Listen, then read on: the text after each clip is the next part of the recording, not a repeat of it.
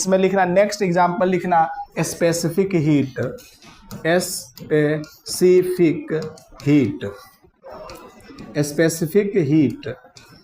अब इसका dimension formula क्या होता है? तो पहले सुनो, ये 12th मतलब 11th से ही रिलेटेड है लेकिन आगे चल करके है, बट अभी हम समझाते हैं। स्पेसिफिक हीट को हम लोग एस से डिनोट करते हैं। किससे डिनोट करते हैं? इसको हम लोग एस से डिनोट करते हैं। समझ में यहाँ तक तो आया ना? स्पेसिफिक हीट को हम लोग किससे डिनोट करते हैं? एस से डिनोट करते हैं। इसका फार्मूला जो होता है स्पेसिफिक हीट का, वो होता है डेल्टा क्यू बाई में मास इंटू में डेल्टा टी। अभी समझाएंगे, अभी मत करना। अभी देखो तुम्हारा क्या लेवल थोड़ा सा कम है, हम उसको डेवलप करने की कोशिश करेंगे, फिर तुम्हारे दिमाग में आएगा। इधर अभी नहीं आएगा, बट समझना। डेल्टा क्यू जो है ना बच्चा, यहाँ पे समझने की कोशिश करना। डेल्टा क्यू जो है ना, ये नथिंग बट हीट है, और हीट को नथिंग बट क्या बोला जाता है? एनर्जी बोला जाता है। क्या बोला जाता है? हीट को नथिंग बट एनर्जी बोला जाता है। यहाँ तक समझ में आया कि नहीं आया? हीट को क्या बोला जाता है? एनर्जी। हमने कहीं ना कहीं वर्क डन बोला होगा, या काइनेटिक एनर्जी बोला होगा, या पोटेंशियल एनर्जी का कहीं ना कहीं आपको हमने कराया होगा उसका डायमेंशन फार्मूला। तो एक बार पीछे से देखो और बोलो उसका डायमेंशन फार्मूला क्या है पोटेंशियल एनर्जी का। कल M1L1T, अच्छा M2L2 है क्या? हाँ, हम आपसे बस जस्ट पूछना चाहते हैं, हम तो लिख ही सकते हैं इसको T-2। ये बात समझ में आप लोगों को आया क्या? ये किसका है? एनर्जी का। जो एनर्जी, कहीं भी बैठ जाओ कोई दिक्कत नहीं, लेकिन लिखना, उधर बैठोगे तो दिखेगा नहीं। वो लोग लिख चुका है इसलिए वो लोग को कोई दिक्कत नहीं है, पुराने बच्चे को कोई तकलीफें नहीं है, लेकिन नए बच्चे को समझना जरूरी है। तो ये क्या है कि इसका ये फार्मूला कल बताया था, ठीक है? एम क्या है, एल क्या है, टी क्या है, ये सब कल हमने समझाने की कोशिश किया था। आप लोग को भी बोला था आने के लिए, बट आप लोग नहीं आई थे। M1L2T-2 ये होता है डेल्टा क्यू का डायमेंशन फार्मूला। अभी समझ में आया क्या? थोड़ा बहुत कि ये होता है, मान लो ना, ठीक है? अब इन लोग के पास में ज़्यादा हम इधर क्यों बोल रहे हैं? क्योंकि ये बोर ना हो जाए बच्चा, ठीक है? तो ये होता है, तो ऊपर क्या लिखेंगे बोलो? M1L2T-2, सही है, ऊपर लिख दिए। अच्छा, मास है, तो मास के लिए हमने बोला था कल, मास का जो होता है बच्चा वो कैपिटल M से लिखते हैं। मास को किससे लिखते हैं बच्चा? कैपिटल L से लिखते हैं, M से लिखते हैं। अच्छा, डेल्टा टी है, यानी T, delta T nothing but क्या है? टेम्परेचर से रिलेटेड चीज़ें हैं, ठीक है ना? तो इसको हम लोग केल्विन से डिनोट करते हैं। यहाँ तक समझ में आया क्या? टेम्परेचर फंडामेंटल क्वांटिटी होता है, 7 फंडामेंटल क्वांटिटी होता है, उसमें से टेम्परेचर भी था, हमने पढ़ाया था, सही है ना? तो इसका मतलब अब नीचे क्या लिखेंगे? देखो, मास M के जगह पे कैपिटल M लिखेंगे, समझने की कोशिश करना। अच्छा, इसको थोड़ा सा मिटा करके कलर चेंज कर रहे हैं, कैपिटल M लिखेंगे, और टी के जगह पे, इसके जगह पे क्या लिखेंगे? कैपिटल K लिख कर करके, और बड़ी ब्रैकेट से स्टार्ट करते हैं, या इसी को क्लोज ब्रैकेट भी बोलते हैं। अब कितने को देखो आए या नहीं आए, कितने को समझ में आ रहा है कि ऊपर भी M है और नीचे भी M है, तो कैंसिल आउट हो जाएगा। ऊपर और नीचे सेम ही क्वांटिटी होता है तो वो कैंसिल आउट हो जाता है। कोई तकलीफ है यहाँ तक?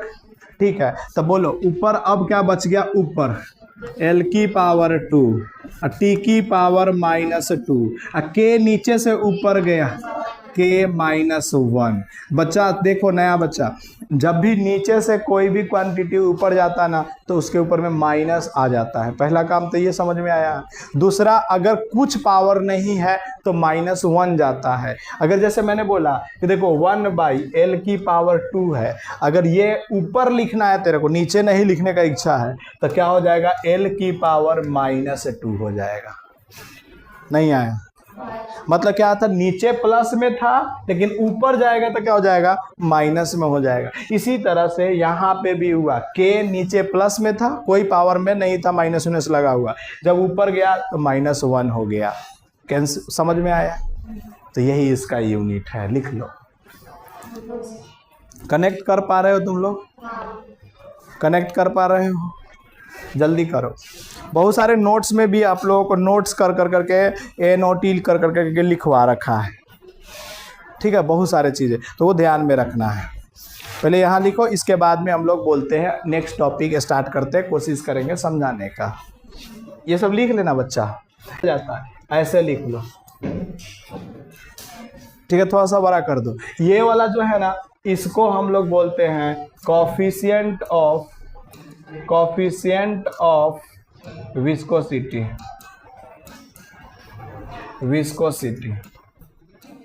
लिखो, ये सब नया है, बातें नहीं करो, लिखो, ये सब तुम्हारे लिए न्यू है। कोफिशिएंट ऑफ विस्कोसिटी पुराने बच्चे के लिए भी ये न्यू है, प्लीज लिखिए। नए बच्चे के लिए तो है ही, बट पुराने के लिए पूरा ही नहीं। और लिखने की कोशिश करो बच्चा। देखो, आप दोनों को या आप तीनों को क्यों बोल रहे हैं, क्योंकि लिखिए, कम से कम लिखने में प्रैक्टिस तो होगा और धीरे धीरे आएगा ना, एवरीथिंग समझ में आएगा। देखो थोड़ा सा टाइम लगता है, लेकिन क्या होता है ना कि चीज़ें समझ में आने लगता है, कोशिश करने पे आते हैं। तो अब बताओ, फोर्स का क्या होता है यूनिट? नहीं, यूनिट नहीं, फोर्स का डायमेंशन क्या होता है?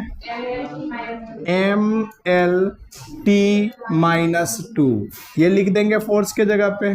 6 का नहीं होता है और पाई का यूनिट नहीं होता। कोई भी अगर कांस्टेंट मतलब कि 1 2 3 4 ऐसा कुछ भी लिखा हुआ हो तो वो यूनिट लेस होता है। समझ में यहाँ तक आया क्या?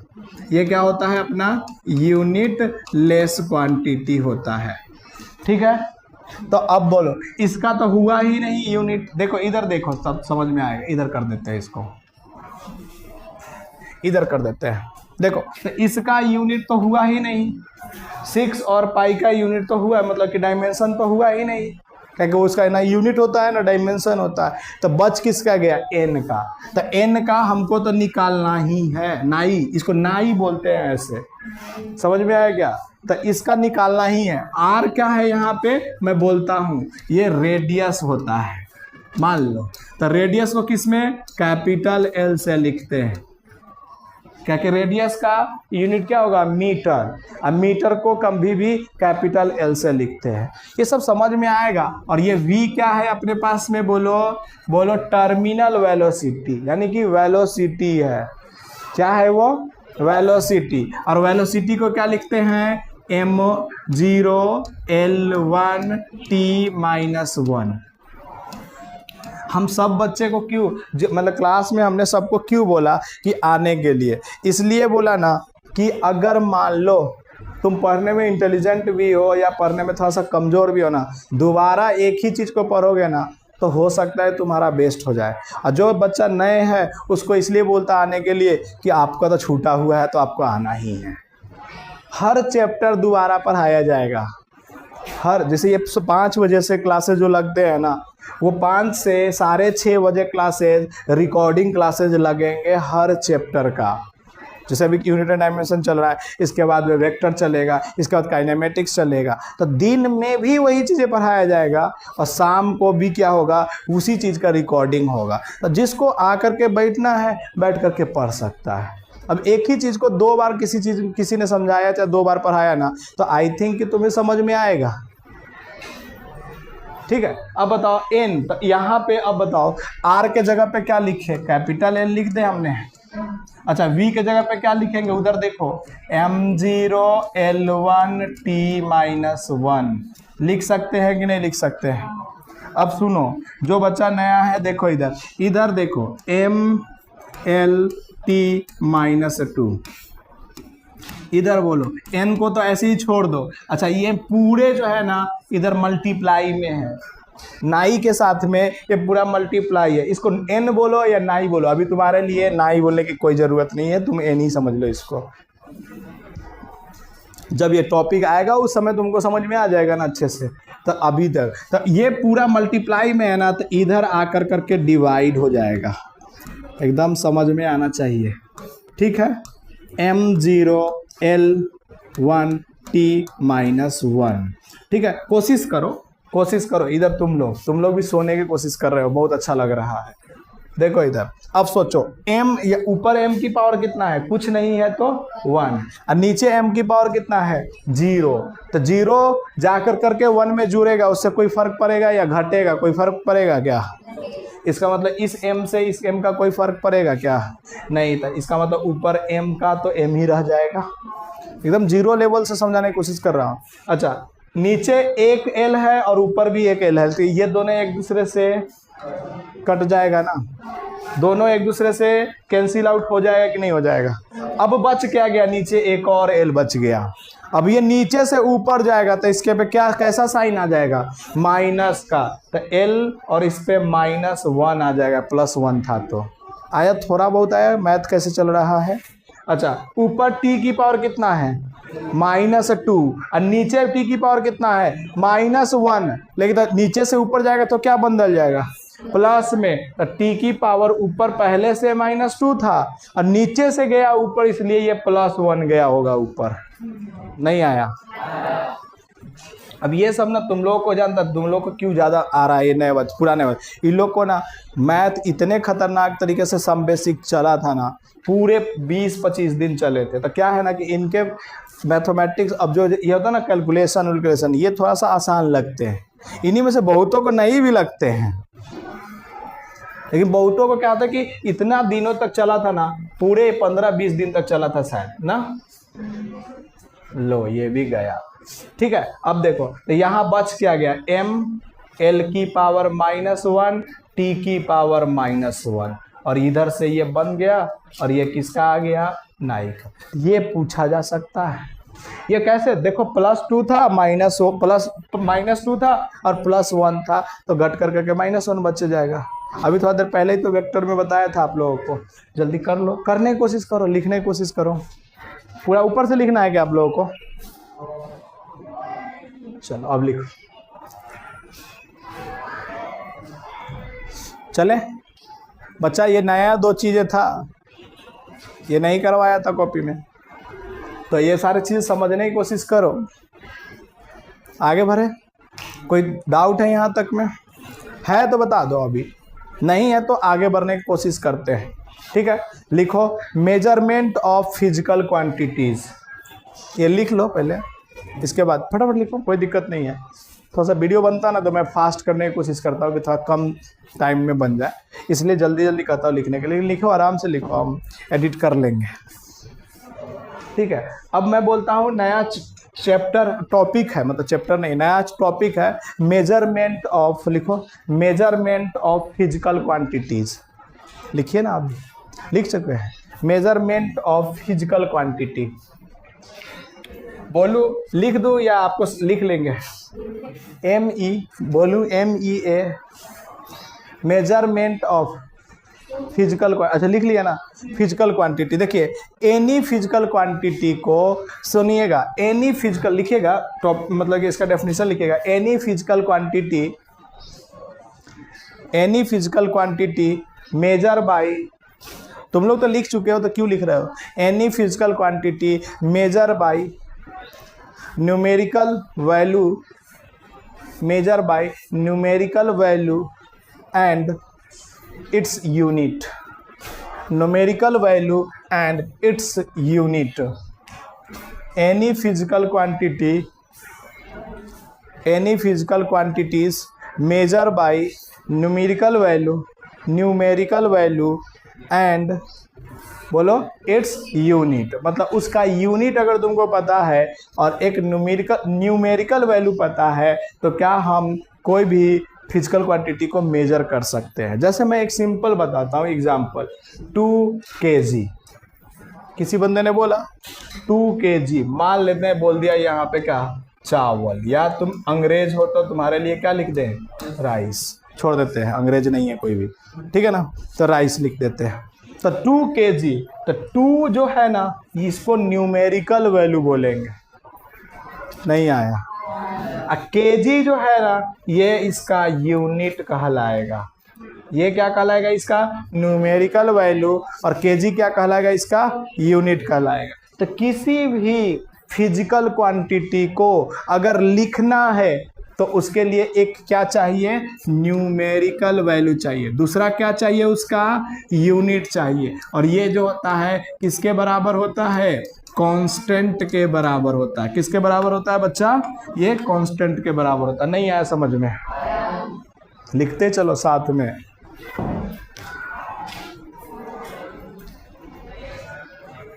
n क्या है यहाँ पे, वेरी गुड। u क्या है यहाँ पे, यूनिट्स है, गुड। अच्छा कोशिश करो समझने की, और अच्छा समझ में आएगा। n जो है न्यूमेरिकल वैल्यू है और u क्या है यहाँ पे, यूनिट्स है। एकदम सही है ना, कोई डाउट है यहाँ पे। जैसे मैंने बोला, सुनना मेरी बातों को, अब अगर हमको बोलेगा अच्छा सेंटीमीटर और मीटर में कौन स्मॉलर क्वांटिटी है, सेंटीमीटर। सुनो तो बच्चा, सेंटीमीटर और पहले ये लिख लिया ना यहाँ तक, is equal to constant. Centimetre और मीटर में कौन बिगर होगा, समझो ना यार। सेंटीमीटर, सेंटीमीटर का मतलब ये पेन 5 सेंटीमीटर का है। अच्छा मैं बोलूँगा ये रूम का लेंथ, तो ये मीटर में होगा, तो इसका मतलब सेंटीमीटर छोटा वैल्यू है और मीटर जो है वो क्या है, बिगर वैल्यू है। ये बात समझ में आया। मैं बोलूँ ग्राम और मैं बोलूँ केजी, ग्राम किस में है, छोटा, और केजी किस में है, ये समझ में आ रहा है ना तुम लोग को, एकदम आ रहा है तो बोलो तब आगे बढ़ेंगे, ठीक है।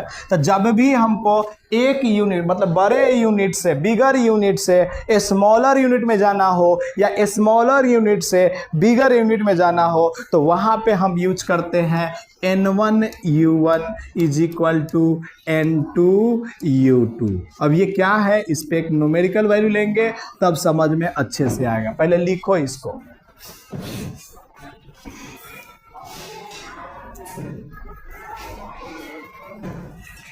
कभी भी किसी भी मतलब कि जैसे कि मान लो कि बड़े क्वांटिटी से छोटे क्वांटिटी में आना है या छोटे क्वांटिटी से बड़े क्वांटिटी में जाना है, तो हमको ये वाला फार्मूला यूज करने का।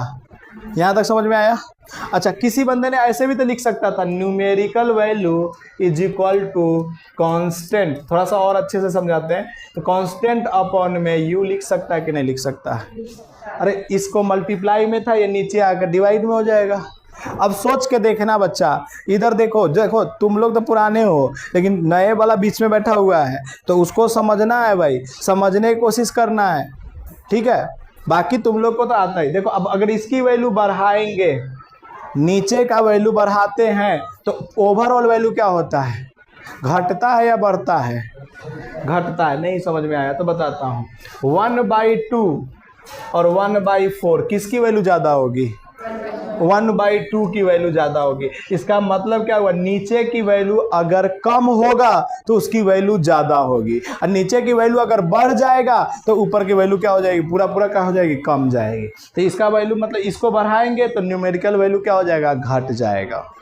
मतलब कि अगर बिगर यूनिट में, पहले समझो समझो समझो, अगर बिगर यूनिट में गया तो उसका न्यूमेरिकल वैल्यू घट जाएगा। नहीं आया। अच्छा स्मॉलर यूनिट में गया तो उसका न्यूमेरिकल वैल्यू बढ़ जाएगा। इसको नहीं समझ में आया तो अभी समझाते हैं। पहले इसको लिखो, देखो एकदम एकदम आराम से लिखने का, ठीक है। समझाते हैं, देखो इधर बिगर वैल्यू कौन सा, 1 kg बोलेंगे। सुनना, 1 kg बोला, पहले बात को समझना। 1 kg बोला, एकदम सिंपल एग्जाम्पल लिया मैंने तुम्हारे लिए। 1 kg मैंने बोला, ये यहाँ तक तो समझ में आया ना तुमको। 1 kg बोला, ठीक है। 1 kg, तो 1 क्या है यहाँ पे, बस ये बता दो तुम लोग, न्यूमेरिकल वैल्यू है, और kg क्या है, यूनिट है। अब मैंने 1 kg इज इक्वल टू 1000 ग्राम लिख दिया, 1000 ग्राम लिख दिया। सच बात है या गलत बात है? अरे 1 kg में 1000 ग्राम होता है, सब जानता है ना। अरे जानते क्या? अब देखो यहाँ न्यूमेरिकल वैल्यू छोटा है और यहाँ न्यूमेरिकल वैल्यू बिगर है। अच्छा हमने बोला था अगर एक छोटा होगा तो दूसरा बड़ा होना जरूरी है, ये बात बताया था कि नहीं? तो देखो यहाँ ये केजी में है, तो यहाँ ये किस में हो गया, नहीं आया, नहीं आया। देखो अगर बिगर यूनिट क्या है, बिगर यूनिट है, तो उसका न्यूमेरिकल वैल्यू कितना है, छोटा। नहीं आया, समझ में नहीं आया, कलेक्ट नहीं कर पाए, फिर से समझाऊं, फिर से समझाता हूँ। देखो ना, कोई दिक्कत नहीं, आराम से समझाएंगे। देखो ये केजी बिगर वैल्यू है, तो उसका न्यूमेरिकल वैल्यू क्या होना चाहिए, छोटा, तो 1 ही तो है। नहीं आया। ग्राम स्मॉलर वैल्यू है, केजी से छोटा है होता ना ग्राम, पते नहीं है, बोलो ना यार, बोलने पे होता है। केजी से छोटा होता ना ग्राम, तो उसका न्यूमेरिकल वैल्यू देखो कितना बड़ा हुआ। नहीं आया। इसका मतलब क्या हुआ कि अगर यूनिट बढ़ेगा तो न्यूमेरिकल वैल्यू घटेगा। अगर केजी में लिखोगे तो 1000 नहीं लिख करके 1 पे काम चल जाएगा, लेकिन अगर ग्राम में लिखे यानी यूनिट घटा दिया तूने, तो इसका मतलब न्यूमेरिकल वैल्यू बढ़ गया। आया थोड़ा सा समझ में, थोड़ा सा आया तो बोलो यस। इसको बोलते हैं एसआई यूनिट से कन्वर्ट करना सीजीएस यूनिट में, मतलब इसको बोलते हैं एसआई यूनिट में, और इसको क्या बोलते हैं हम लोग, सीजीएस यूनिट में। एकदम सही है, लिखो फटाफट। थोड़ा सा और समझाते हैं, थोड़ा सा और देखो, अभी बहुत सारे क्वेश्चन लेंगे ना, तो थोड़ा थोड़ा देखो। अब उन लोग को भी पिछला वाला नहीं समझ में आ रहा, नहीं यहाँ पे थोड़ा बहुत तो आ रहा होगा ना कि हाँ ऐसा हो रहा है। चलो करो।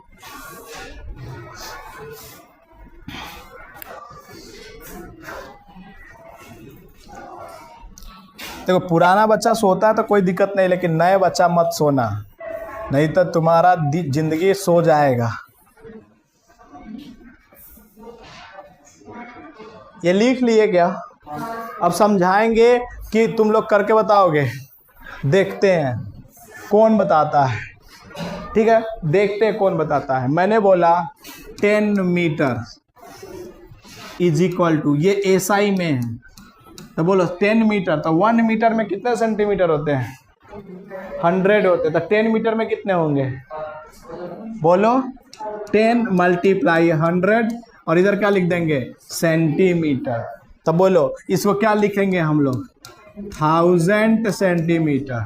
अब सोचो, यहाँ यूनिट घटाया मैंने, मीटर जो होता है बिगर यूनिट होता है, और सेंटीमीटर छोटा यूनिट होता है, तो उसका न्यूमेरिकल वैल्यू बढ़ गया कि नहीं बढ़ गया। और इधर देखो न्यूमेरिकल वैल्यू घट गया कि नहीं घट गया। अरे नहीं समझ में आया, अरे नहीं आया। इसका मतलब क्या बोलेंगे कि अगर हम यूनिट में अगर बिगर यूनिट लेते हैं तो उसका न्यूमेरिकल वैल्यू क्या होता है, स्मॉल होता है। अच्छा, अगर मान लेते हैं स्मॉलर यूनिट लेते हैं तो उसका न्यूमेरिकल वैल्यू क्या होता है, बिगर होता है। बस इतना समझ में आया क्या? लिख लो इसको, पॉइंट बना के लिख लेना ना। लिखना चाहते हो तो जो मैंने समझाया वो लिख सकते हो तुम, जो भी समझाया है वो लिखना चाहते हो तो लिख सकते हो। चलो लिखो कन्वर्ट, नेक्स्ट क्वेश्चन लिखो convert, CONVERT, convert 1 Newton into CGS unit, 1 Newton into CGS unit, 1 Newton into CGS unit. करो, कोशिश करो, समझाते हैं। 1 न्यूटन इंटू CGS यूनिट। सुनो इधर देखो, 1 न्यूटन, अच्छा 1 न्यूटन, तो सुनो पहले, फोर्स का यूनिट क्या होता है, सोच के बताओ। देखो फोर्स बराबर होता है मास, अच्छा फोर्स का यूनिट जो होता है ना, न्यूटन होता है, ठीक है ना। इसी का दूसरा भी होता है ऐसा यूनिट में, केजी मीटर पर सेकेंड स्क्वायर होता है। ये आपको नहीं आता लेकिन होता है, ठीक है। तो इसका मतलब 1 न्यूटन इज इक्वल टू क्या लिखेंगे, 1 केजी मीटर स्क्वायर, अब बटा सॉरी मीटर बाई में सेकेंड का स्क्वायर। पहले समझने की कोशिश करो, थोड़ा सा सब समझ में आएगा एक बार। अच्छा छोड़ो, बहुत आवाज कर रहे हो लोग नीचे, तो एक बार बोलेंगे तो फिर शांति से बैठेंगे फिर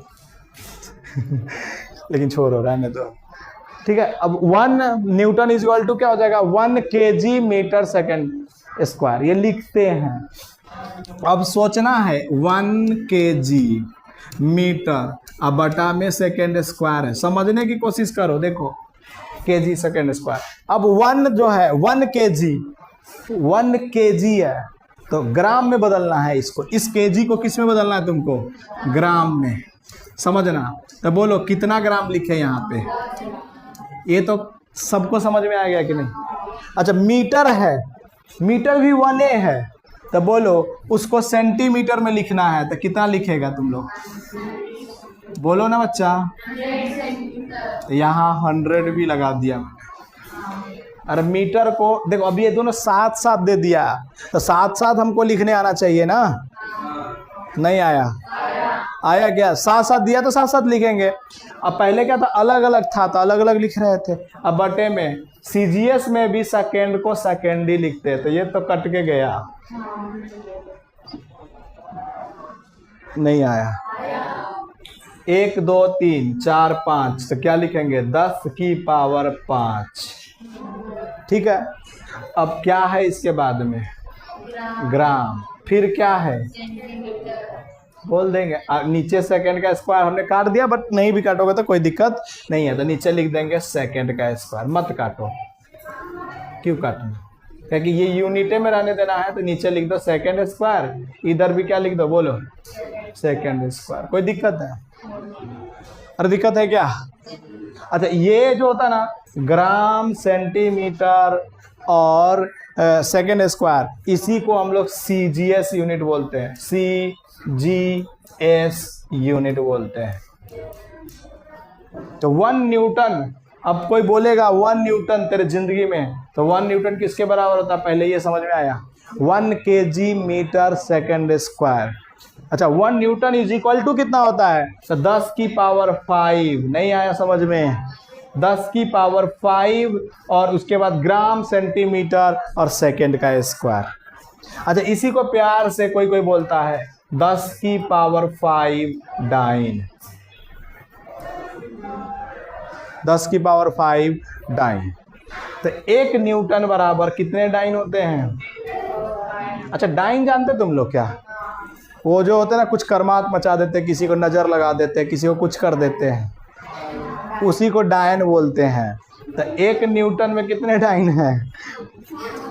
तो किसी को अगर मान लो कि डायरेक्ट डायन नहीं कहना है तो उसको क्या बोलोगे, अरे तुम 1 न्यूटन के 1 न्यूटन हो तुम, ठीक है ना, उसको समझ, अरे 1 न्यूटन इधर देखो,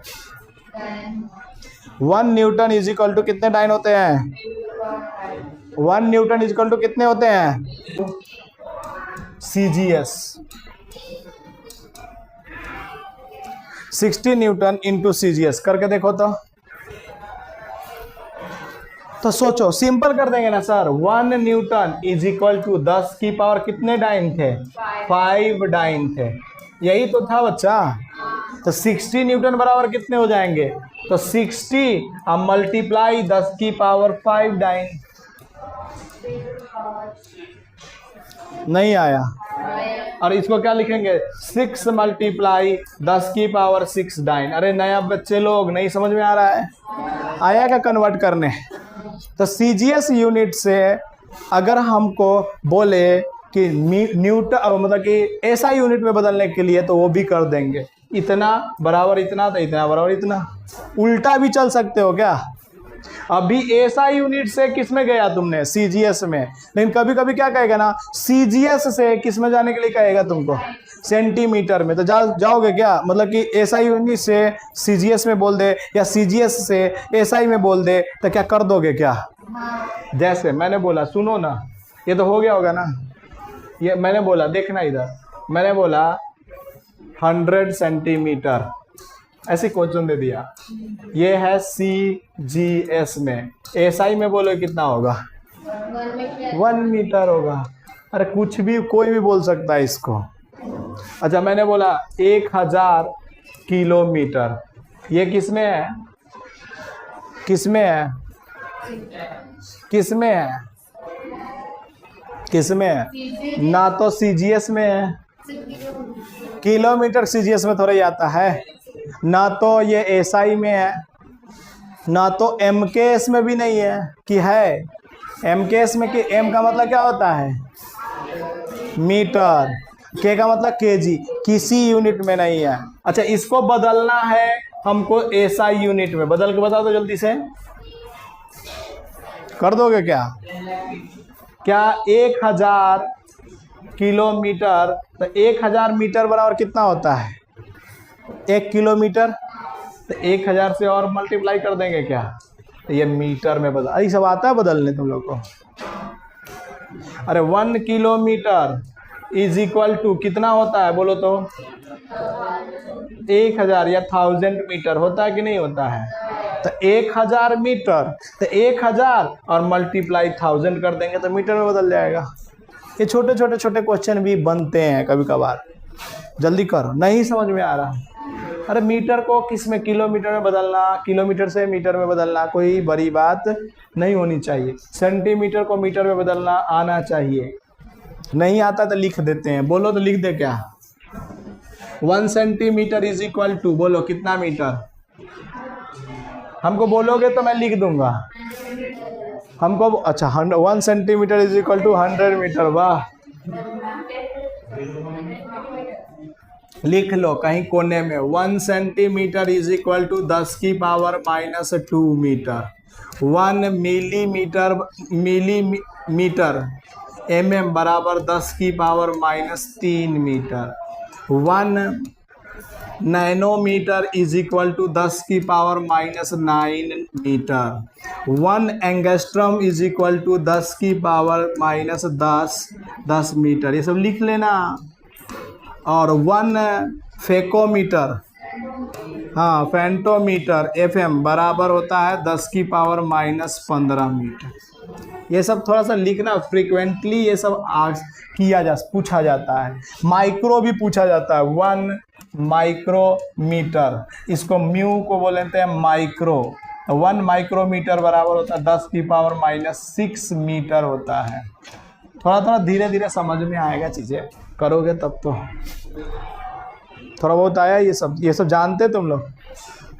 सर नहीं जानते थे, लिख लो ना, ये सब लिखते चलो। अच्छा ये कलर चेंज कर दूं क्या, रेड नहीं दिख रहा तुम लोग को? ठीक है चेंज कर दिया।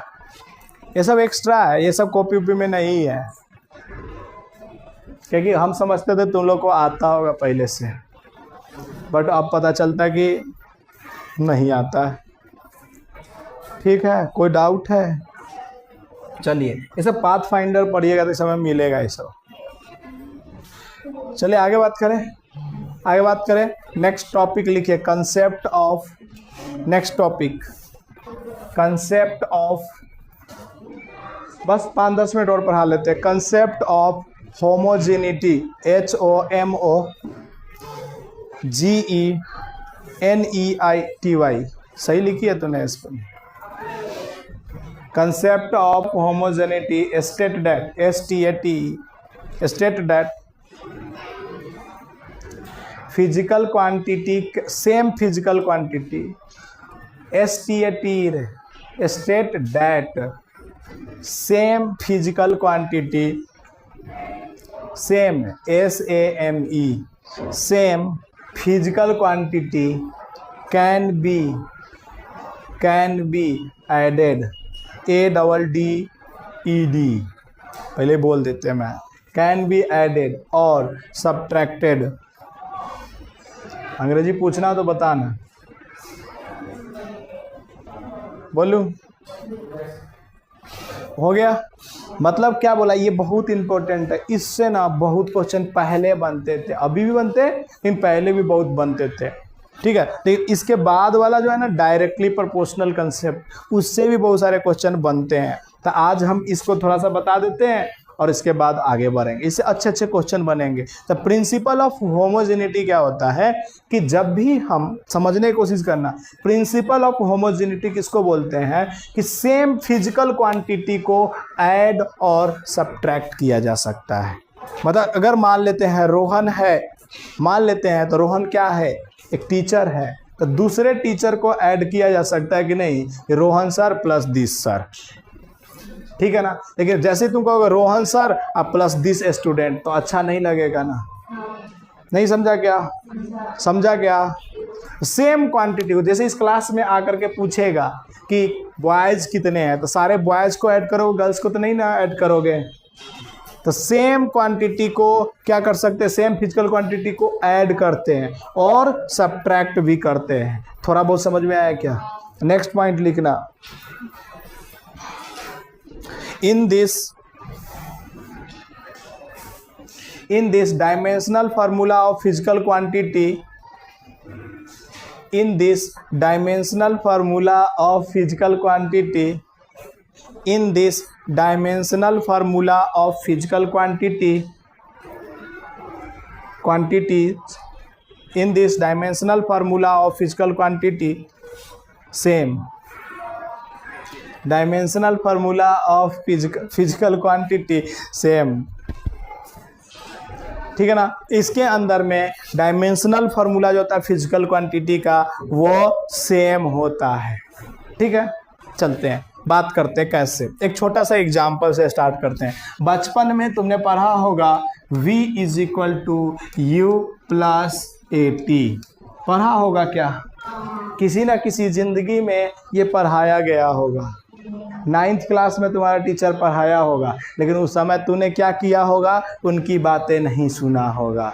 अरे पढ़ा रहा है, इसकी मर्जी है, हमको क्या देखने का है, तो पैसा ले रहा है, पढ़ा रहा है, हमें नहीं पढ़ना है।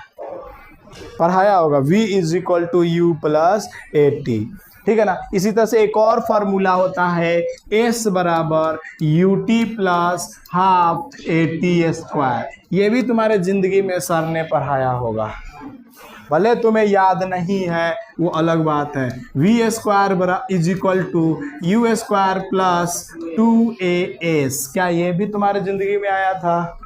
आया था ना। अरे नहीं आया था ऐसा नहीं बोलने का, क्योंकि 9th में पढ़ाया जाता है, कोई भी बोर्ड हो पढ़ाया गया होगा, ठीक है, पढ़ाया गया था। इसमें ना v जो होता है ना उसको बोलते हैं वेलोसिटी, फाइनल वेलोसिटी, u को बोलते हैं इनिशियल वेलोसिटी, और at को बोलते हैं एक्सेलरेशन, और एक को बोलते हैं टाइम, ठीक है। आ जाओ इधर देखो कैसे समझाते हैं, समझना। समझाऊँ अब? समझा दूँ? इधर देखो बच्चा, नींद ले रहे हो, देखो नींद आया तो भूल जाओ, पैसा आने वाला है ज़िंदगी में।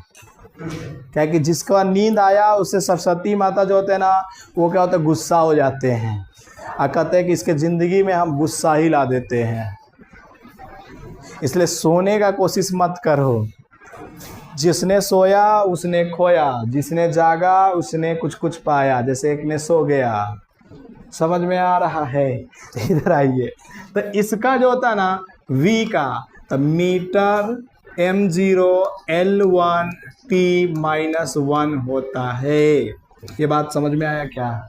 ये और कल ही बताया था मैडम, वेलोसिटी का, अच्छा सॉरी आई थी ना कल, तुम इधर नहीं आया था। अरे कल बताया था, चलो ये ऐसे लिख देते तब कहीं तुमको समझ में आए। L1 T-1 कहीं ऐसा लिखा था क्या? ठीक है, तो ये हो गया ना वेलोसिटी का, कल समझाया था तो तुम लोग नहीं थे, ठीक है। तो अभी समझ लो वेलोसिटी का क्या होता है, L1 T-1 होता है, ठीक है। कोई डाउट यहाँ तक? L1 T-1। तो दूसरा वाला इनिशियल वेलोसिटी है, मतलब नाम उसका भी वेलोसिटी है। तो इसका भी डायमेंशन फार्मूला क्या होना चाहिए, सेम होना चाहिए ना, क्योंकि मैंने बोला सेम क्वांटिटी को ऐड और सब्ट्रैक्ट किया जाता है। इसका मतलब जो डायमेंशन फार्मूला इसका आया है वही डायमेंशन फार्मूला इसका भी आना चाहिए ना। इसका मतलब इसका डायमेंशन फार्मूला L1 T-1 है। तुमने बोला ठीक है सर, इसका मतलब सर इन दोनों का भी डायमेंशन फार्मूला क्या होना चाहिए? अगर L1 T-1 आएगा तभी हम, अरे नहीं बातें करो ना, L1 T-1 आएगा तभी हम कहेंगे क्या चीज, कि इसका भी डायमेंशन फार्मूला सेम है, अदरवाइज कहेंगे गलत है ये। तो चलो एक्सेलरेशन का कल बताया था, जल्दी से देख के बताओ क्या होता है, देखो कॉपी में बताओ एक्सेलरेशन का क्या होता है।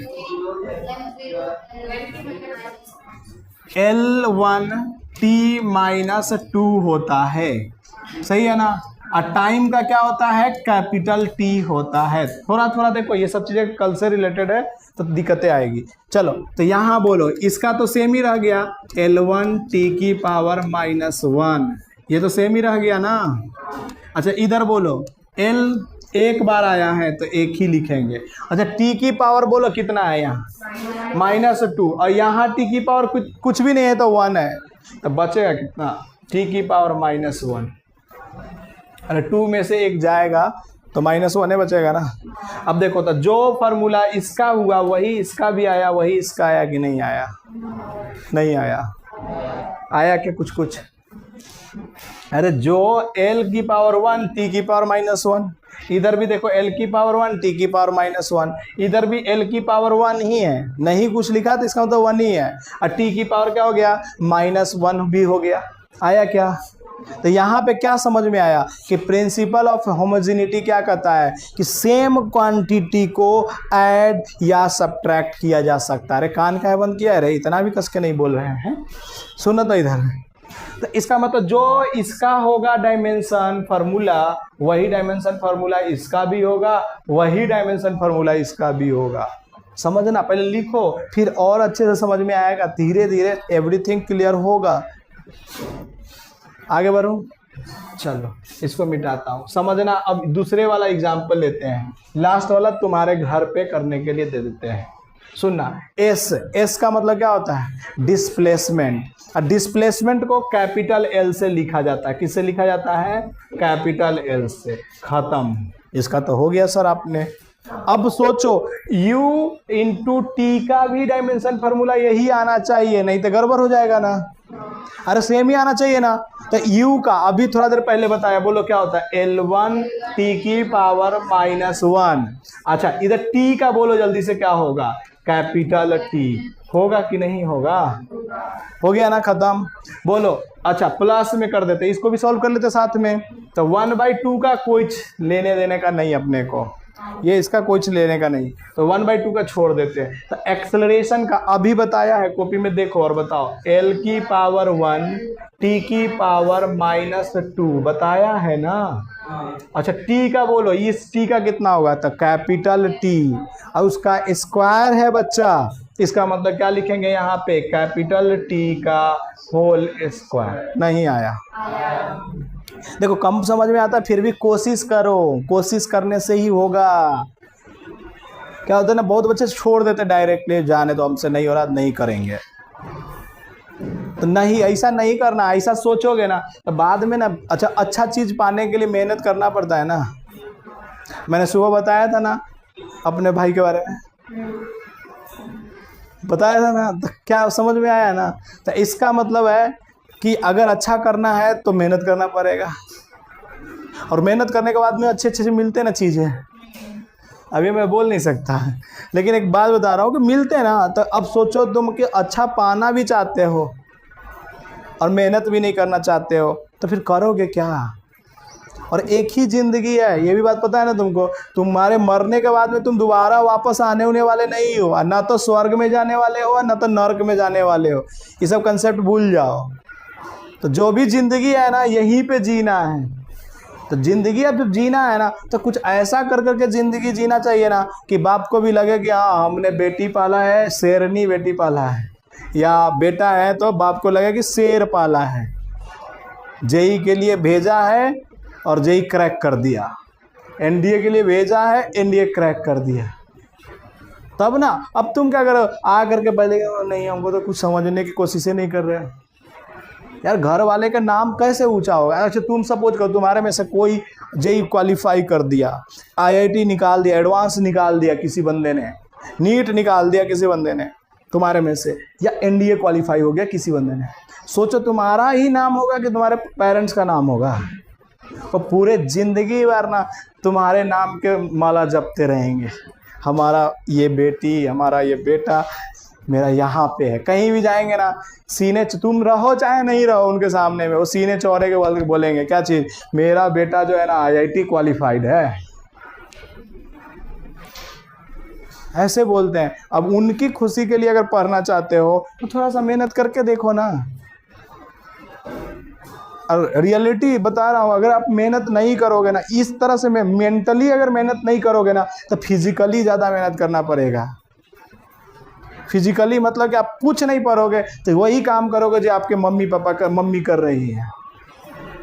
गर्ल्स के लिए, बॉयज़ के लिए वही काम करोगे जो बाकी 10,000 रुपये में खट रहे हैं, वैसे ही मेहनत करना पड़ेगा दिन भर।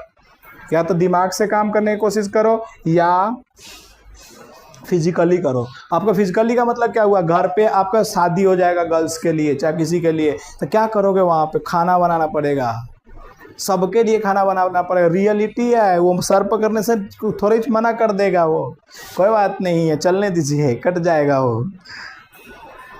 लेकिन सच्चाई बता रहा हूँ ना कि आप नहीं पढ़ोगे, नहीं, अगर मान लेते आपका कुछ नहीं निकला, कोई सरकारी जॉब नहीं लगा, या आप कोई अपने खुद के दम पे पैसा नहीं कमा रहे हो, उसके बाद आपका शादी हो गया, तो आपको लगता है कैसे छोड़ देगा, दिन भर बैठे रहो। खाना बनाना पड़ेगा, एक के लिए नहीं बनाना पड़ेगा, पूरे परिवार के लिए बनाना पड़ेगा। कहोगे नहीं बनाएंगे तो कहेगा निकल घर से। फिर पोछा भी कहीं लगवाना ना पड़ जाए, अभी जैसे पोछा नहीं लगाते होंगे ना, कुछ देर पोछा भी लगाना पड़ेगा। तब आपको उस समय तकलीफें होगी कि काश रोहन ने बोला था थोड़ा सा पढ़ लेते हैं। तब उस समय मन में आएगा कि रोहन से सही बोल लेते हैं, थोड़ा सा मेहनत कर लेते हैं। अब मेहनत करने का कोई दूसरा तरीका नहीं, एक ही तरीका है, कॉपी किताब उठाइए, बैठ जाइए पढ़ने के लिए। और सबसे अच्छा चीज़ क्या है कि आपके तो घर वाले हॉस्टल में रखते हैं, आपके पैसे दे रहे हैं घर वाले, आप लाइब्रेरी में बैठ कर करके चुपचाप पढ़िए, कॉपी उठाइए, पढ़िए। बस किसी से कोई मतलब ही नहीं है दुनिया में, पढ़ाई के अलावा कोई मतलब नहीं रखना चाहिए। और कोई गरीबी कोई अमीरी कुछ नहीं होता है। अगर गरीब घर में पैदा लिए हैं तो हमारे जैसे लोग यही सोचते हैं कि पढ़ाई ही एक ऐसा चीज़ है जो हमको अमीर बना सकता है, दूसरा कुछ नहीं है। क्योंकि अपने पास में खोने के लिए कुछ नहीं है, पाने के लिए पूरा दुनिया है। अब कितना मेहनत करना है ये आपके ऊपर डिपेंड करता है। तो इसलिए मेहनत कीजिए। ये बहाना बनाते, कुछ बच्चे बहाना बनाते हैं कि सर हम ये नहीं कर पाएंगे, वो नहीं पता, हम कुछ नहीं करते हैं, कहते हैं कि ठीक है मत करो, हमारा क्या जा रहा है।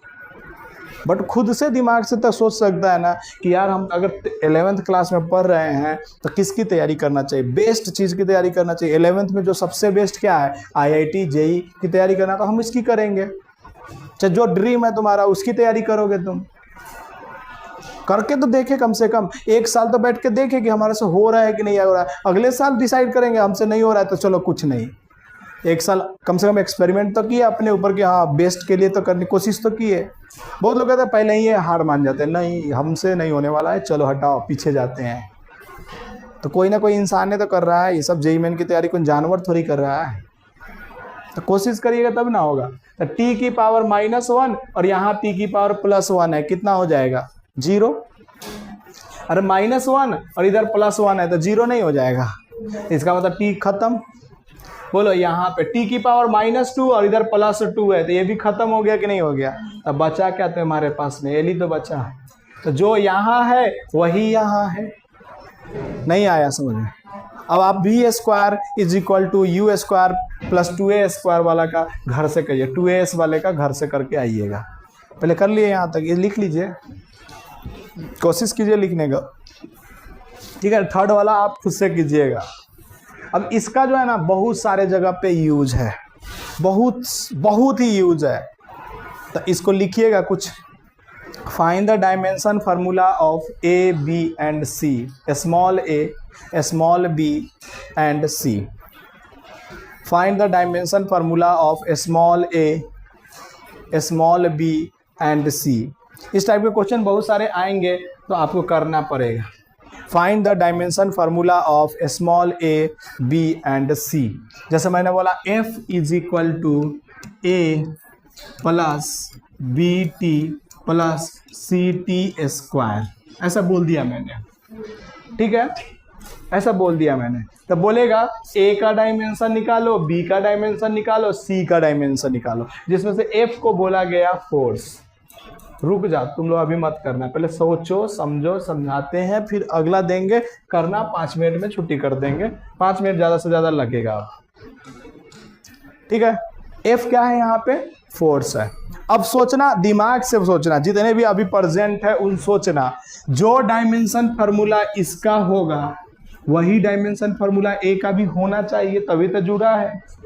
अच्छा, वही जो डायमेंशन फार्मूला इसका होगा वही डायमेंशन फार्मूला किसका होगा, इसका भी होगा। ये बात समझ में आया। अच्छा, जो डायमेंशन फार्मूला इसका होगा वही डायमेंशन फार्मूला किसका होगा, इसका भी होगा। ये भी बात समझ में आया।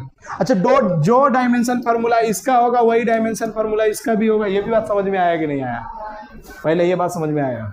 तो बोलो हम क्या बोलेंगे, सर ए का जो डायमेंशन फार्मूला है ना वही किसके बराबर है, एफ के बराबर है। और एफ का मैंने अभी बताया है ml की पावर -2, तो यही ए का डायमेंशन फार्मूला हो गया। एफ का बता रखा है पहले से, तो अभी तुम लोग समझ लो, अगला क्वेश्चन देंगे तो तुम लोग करना है इसी टाइप से। तो ये कल बताया था लेकिन आपको पता होना चाहिए था ये सब। ml की पावर -2 हो गया। चलिए अब सोचिएगा, इधर सोचिए, मेरे साथ सोचिए, इधर देखिए। जो डायमेंशन फार्मूला इन दोनों को मिला करके होगा वो किसके बराबर होना चाहिए, तब b इंटू टी का डायमेंशन फार्मूला बराबर क्या लिखेंगे, f। ये तो लिखेंगे ना बच्ची, देखो इधर। अब बोलो f का डायमेंशन फार्मूला क्या है, बोलो ml की पावर -2। अरे यही तो है, नहीं आया। अच्छा इधर बोलो b, इसका स्मॉल टी मतलब टाइम का क्या होता है, कैपिटल टी होता है। ये आता है ना, थोड़ा बहुत तो आ जाएगा। तब बोलो यहाँ से b का निकालना है तो b को इधर छोड़ दो, तो t प्लस इधर मल्टीप्लाई में है तो इधर जाने पे डिवाइड में ml की पावर -2 अब बटे में t। नीचे से t ऊपर जाएगा, प्लस में जाएगा या माइनस में जाएगा, माइनस में। तो क्या लिखेंगे, ml की पावर -3, और ये बंद हो गया। नहीं आया, नहीं आया, आया क्या थोड़ा बहुत, अरे आ गया क्या। चलो अगला देखो, उधर तुम्हारे गैंग सब स्टेबलिस्ट हो गए हैं बुलाने के लिए। चलो इधर देखो, क्या इसका भी यही होगा क्या, जो CT² का होगा ना बच्चा वही किसका डायमेंशन फार्मूला होगा, F का होगा। अरे कोशिश करो ना, सारे सो रहे हो क्या, तो जाग जाओ ना। ठीक है, तो बोलो क्या लिखेंगे इधर, बोलो खाली बोल दो तुम क्या लिखेंगे। यहाँ पे ml की पावर -2 लिख देंगे ना। अच्छा इधर बोलो C, तुम बताओ T का क्या लिखते हैं, कैपिटल T, और उसका स्क्वायर है तो क्या लिखेंगे, कैपिटल T का स्क्वायर लिखेंगे।